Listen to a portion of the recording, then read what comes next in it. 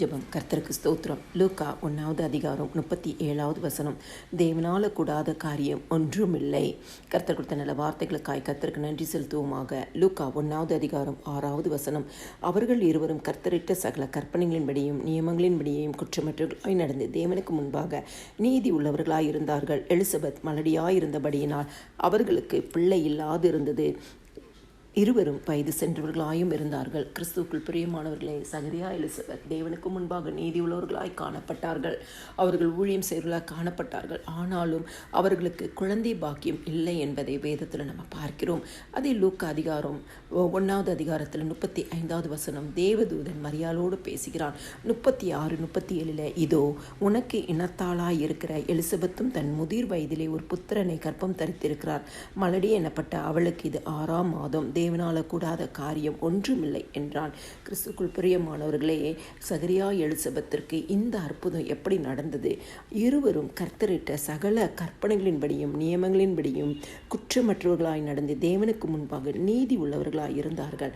அதனால் அவர்களுடைய ஜெபம் கேட்கப்பட்டது. 6ஆம் மாதம் என்று சொல்லும்படியாய் ஒரு அற்புதம் அந்த இடத்துல நடக்குது. தேவனால கூடாத காரியம் ஒன்றுமில்லை என்று சொல்லும்படியாய் வயது சென்றவர்களுக்கு கர்த்தர் ஒரு கற்பத்தின் கனியை கொடுத்தார்.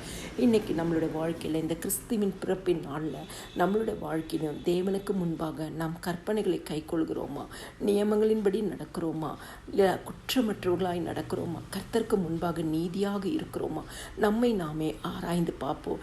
எந்த இடத்துல நம்ம தவறி இருக்கிறோம் என்று சொல்லி நம் வாழ்க்கையை சரி செய்து தேவனுக்கு முன்பாக போய் நம் பாவங்களை அறிக்கையிட்டு, அப்பா உங்கள் கற்பனையை நான் கை கொள்ளாமல் போயிட்டேன், உங்கள் நியமங்களை நான் கை கொள்ளாமல் போயிட்டேன், இந்த இடத்துல நான் குற்றம் உள்ளவர்களாய் நாங்கள் இருக்கிறோம்ப்பா, நாங்கள் குற்றம் இந்த இடத்துல செய்திருக்கிறோம் அப்பா, நாங்கள் உங்களுக்கு முன்பாக நீதியாக நடக்கலை என்று சொல்லி நம்மளுடைய பாவங்களை தேவ சமூகத்தில் அறிக்கை செய்யும் பொழுது பாவ மன்னிப்பாக மீட்பை நமக்கு இயேசு கிறிஸ்து தருவார்.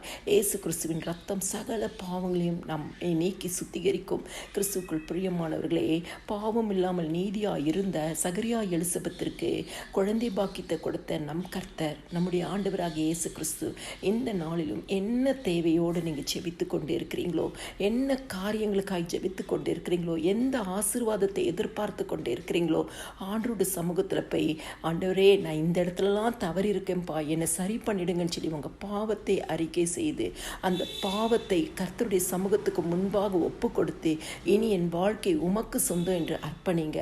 இன்னைக்கு கர்த்தர் உங்கள் வாழ்க்கையில் என் தேவனால் கூடாத காரியம் ஒன்றுமில்லைன்னு சொல்லி நீங்கள் எதிர்பார்த்த நன்மையை தருவார்.